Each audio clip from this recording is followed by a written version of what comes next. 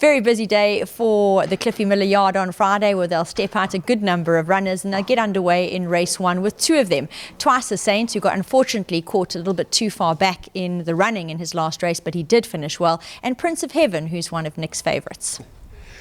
Yeah, he's getting to that point where patience is starting to become really frustrating. You know, he's still a big baby. I mean, Devon jumped off. He said, you know, he was in a position to win the race, and he started ducking and started going backwards because he started spooking for horses. So, you know, he's getting to that point where it's frustrating, but I'm hoping for a positive effort for him. I think both of them are drawn horrendously, which I think is our day on Friday. But we'll have to deal with it. Twice the Saint.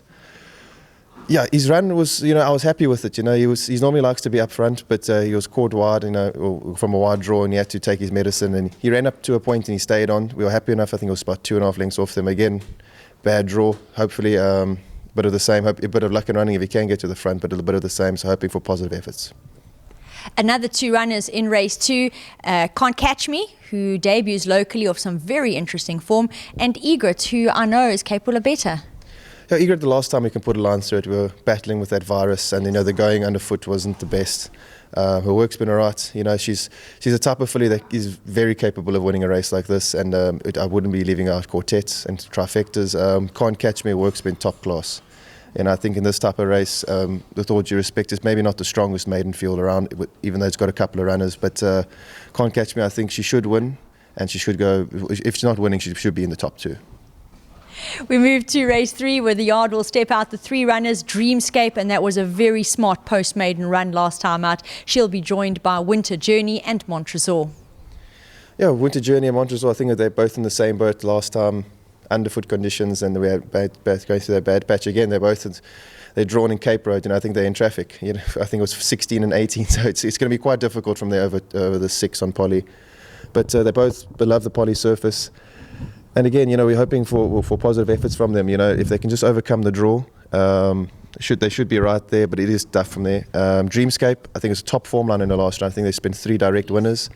So she's obviously from draw 2. She's probably one of the better weighted horses in the race. But work's been good. I expect a good run from her. And if Echoes of Winter does get in the reserve runner from draw 1, she can definitely find quartets there.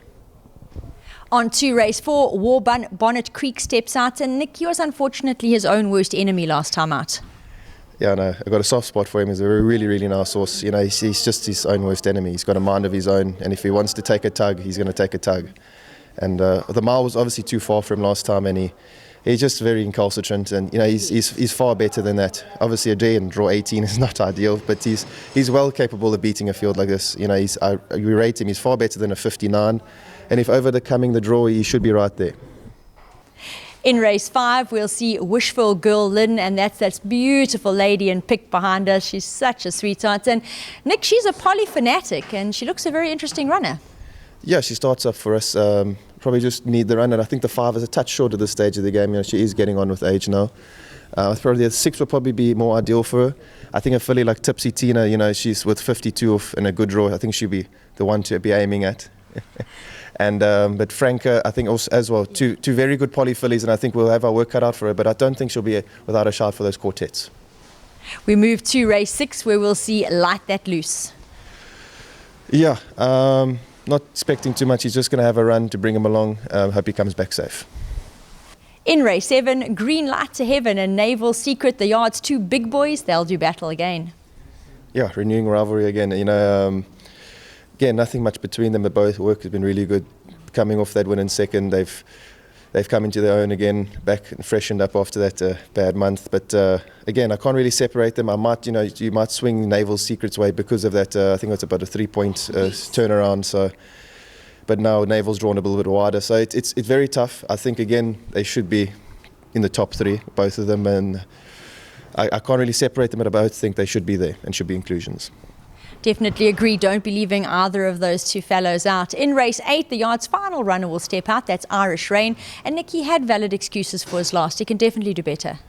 Yeah, and you know, he's always a better Polly horse, you know, and their last run on grass, underfoot conditions, and he did get taken out at a very vital stage where on that day he did look like a horse that was going to make up ground. And you know, again, drawn 10 is not ideal, but when I see the favourites, it's a maiden that's just won his maiden and it's been given an 8-point rise for beating a very mediocre field. You know, you think he's vulnerable. You know, he's very capable, this horse, and I do think he'll be right there, and he's a very good each-way value at the end of the day.